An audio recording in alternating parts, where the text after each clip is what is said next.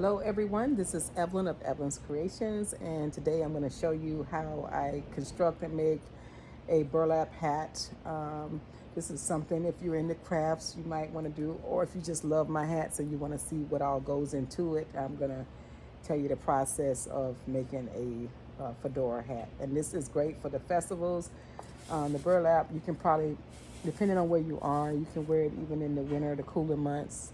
You definitely can wear it in the summer to festivals, you can wear it to church and so forth. So first of all, I have a black fedora hat, a base flat fedora hat. I started painting and I said, wait a minute, somebody might want to know how we do this. So I stopped and started recording. My supplies today is a bundle of burlap. Burlap can come in several widths. I prefer this width on this type of hat, especially because if you look really close, it has a finished edge here. So it's a finished edge. And then you can cut it different sizes. I don't really need it this wide, but nothing goes to waste.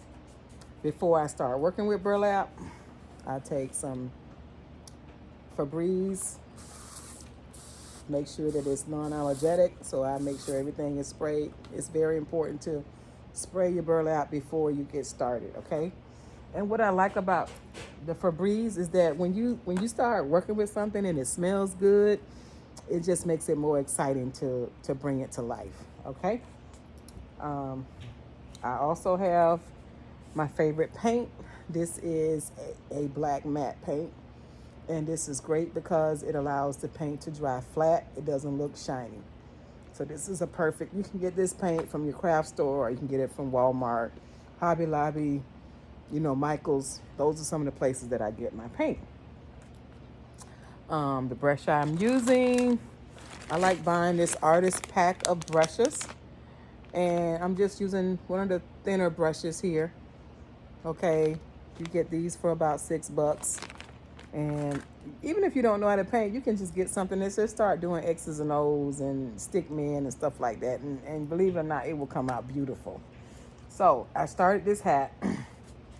I'm painting prosperity symbols. I'm going to go back over what I've already done. And I thought this would be that's a great tutorial on what it takes to make this hat, and also for people that buy my hats and you're becoming one of my fans on YouTube, you can actually see how I build a hat and then maybe have a better appreciation of the art. When someone makes something from their hands and it's not mass produced, you're considered blessed because you took the time to get something that's special, and it makes your day and say, I got this off of Etsy from a handcrafter. So if you come in our store, you can get it, or you can get it at Etsy.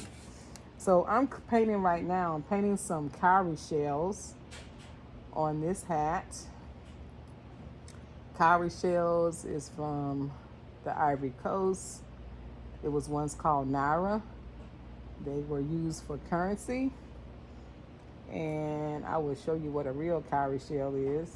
So if you don't know what a cowrie shell is, this is what a cowrie shell is. Right here. This is a real cowrie shell that I'm actually painting to go on this hat. That's going to go around the base when I finish it. So I'm painting cowrie shells on the hat, making a frame. These little lines here is like a frame. I'm just going all around the hat. Here I'm going to probably do maybe a Janami symbol here. I like to put some wisdom here, so I'm going to do the Janami symbol. I'm painting this at the back here. Now, when you start sewing, believe it or not, it's going to bring out more great traits that you have. One talent turns into another talent. And I always say, if you start sewing, you'll never be broke, because somebody is always looking for some help in one area or another that comes from creativity of sewing. This is a small little Janami, but I'm going to put it right here because I think it'll be great when this person turns around and they get to show off their hat. So this can be done for any type. I'm an Afrocentric designer. I'm a professional, international fashion designer. So, I have exclusive travel to Africa, and I make things that bring energy, positivity, and energy. Some people say I'm an expert. I guess 37 years you would consider it is an expert by now. But I'm going to keep that theme of the cowrie shells right here. And I'm going to paint this here at the back. Like I said, once you start, you will get better with each stroke. Never think it's a bad stroke. It always can come out better. Nice. Like I said, this is a flat matte hat. I always say, like, when you cook something like a cookie and it might not look perfect, but it tastes so good.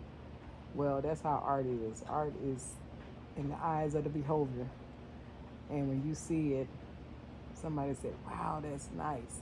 So when you get something that's by an artist, don't look at it to be perfect, because it's not mass produced and cookie cutter.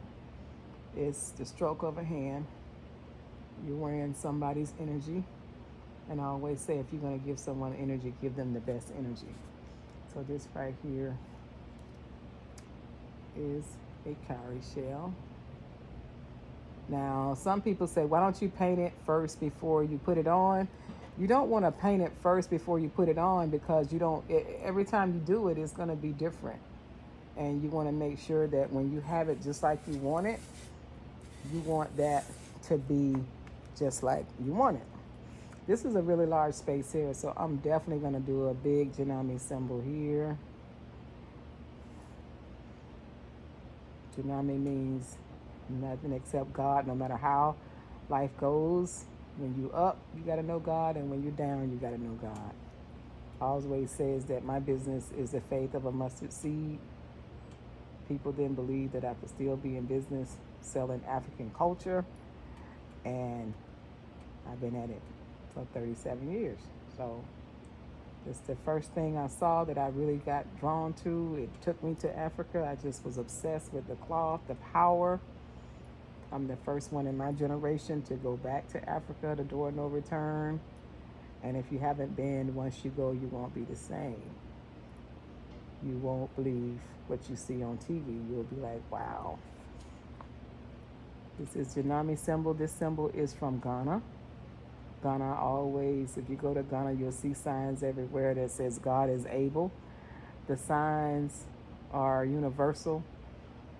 You can pick up the book and find out what all the signs and symbols mean. And when they say universal, that means that it's just like a stop sign. If you see a stop sign, if you don't know English, you know that red symbol means stop.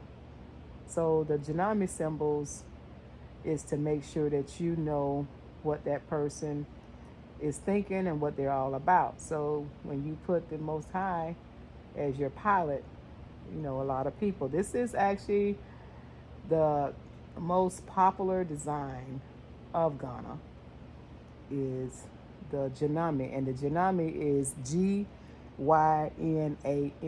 That's how you spell it. So if you're looking, you can Google that word and see what it means for yourself, and you can apply it to your life if that's what you decide to do. So this is Janami. Now I think I want to put an Ankh right here. Erykah Badu, she really came out wearing the Ankh. And now if you look at Rihanna wears a powerful Ankh all the time. The Ankh is a symbol of the woman and the man, the womb. Erykah Badu came out with the Ankh a very long time ago and showed the power of the Ankh, and named her first son 7. 7 is a powerful number because the week is 7. It's a symbol. 7 is a number of completion.